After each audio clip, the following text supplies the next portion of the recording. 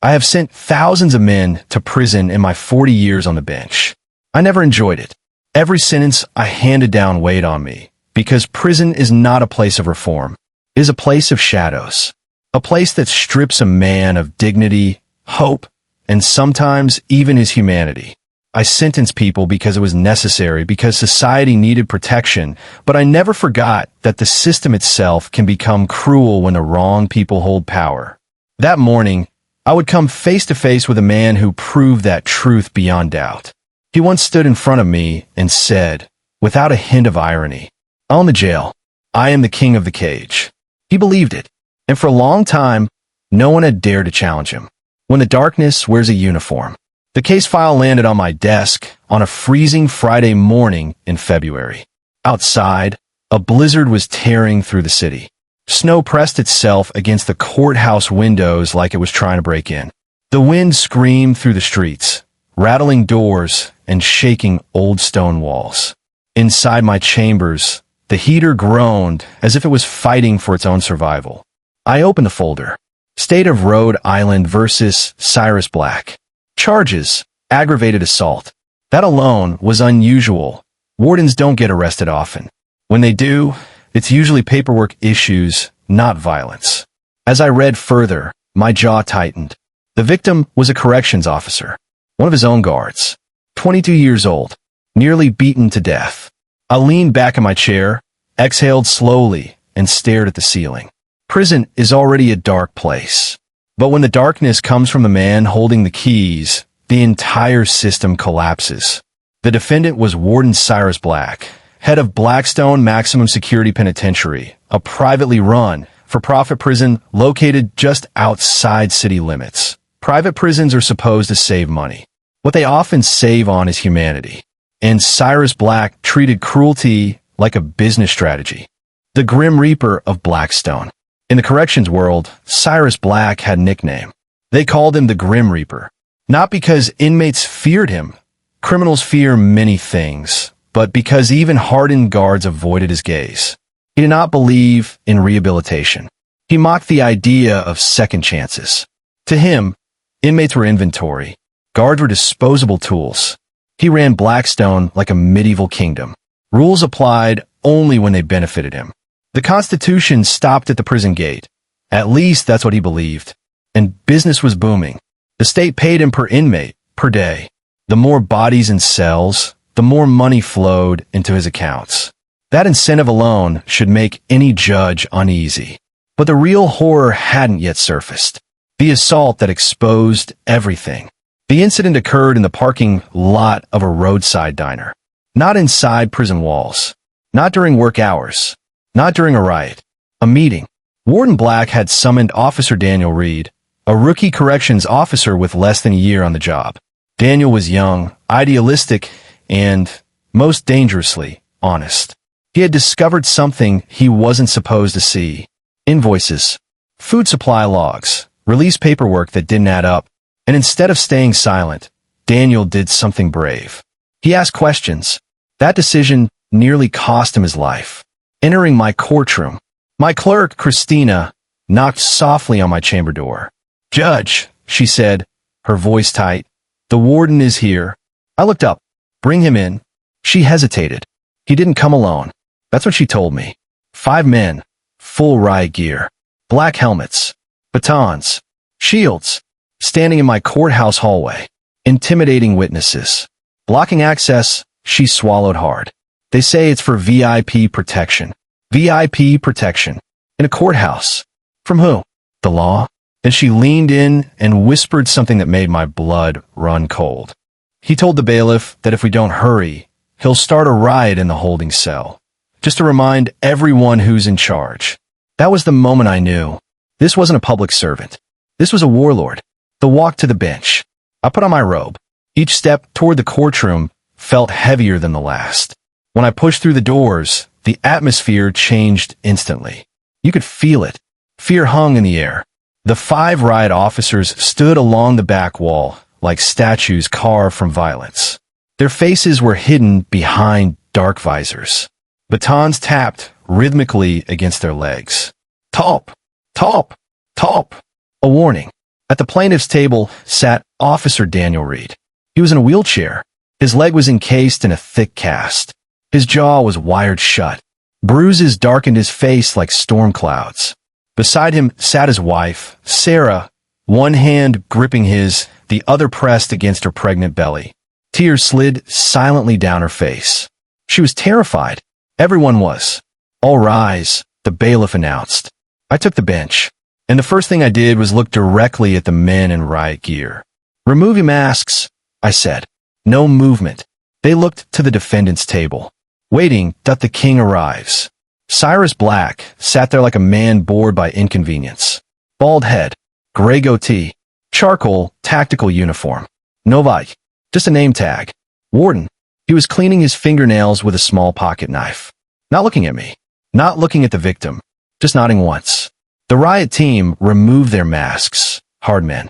Mercenaries. Not cops. I felt my jaw tighten. This was going to be one of those days. The first lie. State of Rhode Island versus Cyrus Black, I announced. Charges: aggravated assault, witness intimidation, obstruction of justice. Black didn't stand. He smiled. "Good morning, George," he said smoothly. I ignored the familiarity. "How do you plead?" He leaned back. "I plead executive authority." The room murmured. Officer Reed was insubordinate. Black continued. "He threatened the security of my facility. I disciplined him. It was an internal personnel issue." "Internal? You broke his leg in a public parking lot," I said. "That's not your facility." Black shrugged. "Everywhere is my facility." The arrogance was breathtaking. "When you work for me," he said, "you belong to me. 24 hours a day." That was when I looked at Daniel Reed, and everything inside me hardened. The truth breaks through. Daniel couldn't speak. So his wife stood. Her voice shook, but she didn't back down. "Your Honor, Daniel found something." "What kind of something?" I asked gently. "The food," she said. "The invoices." The warden was feeding inmates expired meat. Meat labeled not for human consumption. The courtroom gasped. "Dog food," she whispered. And then she dropped the bomb. He was pocketing the difference. Millions of dollars. And he was keeping inmates past their release dates, hiding paperwork so the state would keep paying him. That wasn't corruption. That was human trafficking. The man without a conscience. I turned to Black. He looked bored. "Is this true?" He checked his watch. "He was a leak," Black said calmly.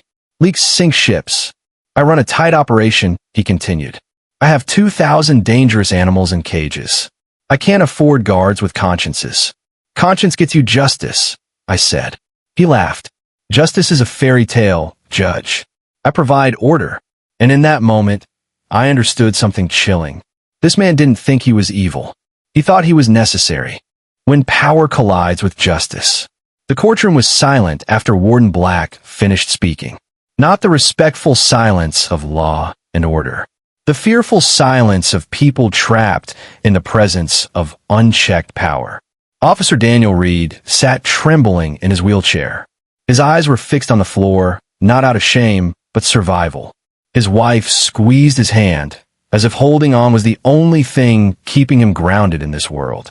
I leaned forward. "Mr. Reed," I said softly, "can you show the court what you found?" Daniel nodded. My clerk handed him a tablet. His hand shook as he tapped the screen. Invoices appeared. Food shipments marked expired.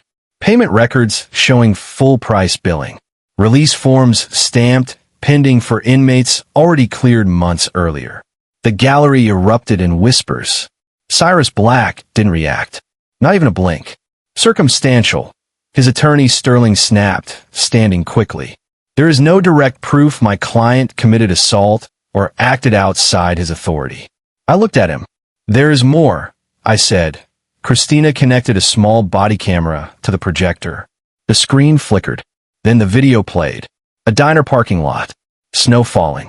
Headlights glowing. Cyrus Black stepped in a frame, holding a baseball bat. Daniel Reed's voice could be heard, nervous but respectful. "Sir, we can talk about this." The bat came down. Once. Twice. Straight to the knees. Daniel screamed. Then the jaw. The sound echoed through the courtroom like a gunshot. Gasps. Hands over mouths. Some people turned away. The riot team shifted uneasily. Black leaned forward slightly. That's just business, he said calmly. He was a liability. Something snapped inside me. You call this business? I said quietly. You broke a man to protect theft and cruelty. He shrugged. Perspective, Judge. You see brutality. I see efficiency. The threat. Black stood up. I'm done wasting time, he said. You don't have jurisdiction. Dismiss this case. Sit down, I ordered. He laughed. I am leaving. And if you try to stop me. The 5 riot officers stepped forward. Hands on batons. Holsters snapped open. Panic exploded in the courtroom. My bailiff raised his taser. This is a coup, someone shouted. Black smiled. I own the jail you send people to, he said. If you sentence me, where will I go? My prison. My guards. My kingdom. Then he raised his hand and extended his middle finger at the bench. I am untouchable. The room froze. I didn't blink. You're right, I said calmly. If I sent you there, you'd be king. Black smirked. But I'm not sending you there. The fall of the king. Black paused. What? I called someone else this morning, I said. The governor? He sneered. He eats at my table. So do I replied. But before him, I called the FBI. The smirk vanished. The courtroom doors burst open. A woman in a blue jacket stepped inside. FBI. Behind her, armed agents flooded the room. I'm Special Agent Miller, she said. We are currently raiding Blackstone Prison. Black turned pale. We found the expired meat, she continued. The hidden records. The illegal detentions. You can't do this. Black screamed. I'm essential. You are under arrest, she said calmly. Racketeering. Civil rights violations. Kidnapping. Attempted murder. Black spun to his riot team. Get that camera. Now. They didn't move. The lead officer stepped forward and removed his badge. We saw the video, Cyrus, he said. We're done. Black collapsed. They cuffed him, steel cuffs. Leg shackles rattled. The king of the cage looked small. Where are you taking me? He whispered. Federal Supermax, Agent Miller said. Black cried. I can't survive there. You didn't worry about survival, I said, when you treated people like animals. As he was dragged out, he screamed apologies at Daniel Reed. Daniel said nothing. He simply pointed to the door. Aftermath. 6 months later, I received a letter. Blackstone Prison had been seized by the state. Conditions improved. Inmates were released on time. The food was safe. Inside the envelope was a photograph. Daniel Reed, standing tall, promoted to captain, shaking hands with an inmate earning his GED. Cyrus Black now spends 23 hours a day in a concrete cell. My father once told me, if you build cages for others, make sure you don't lose the key. Cyrus Black lost his, and justice found him.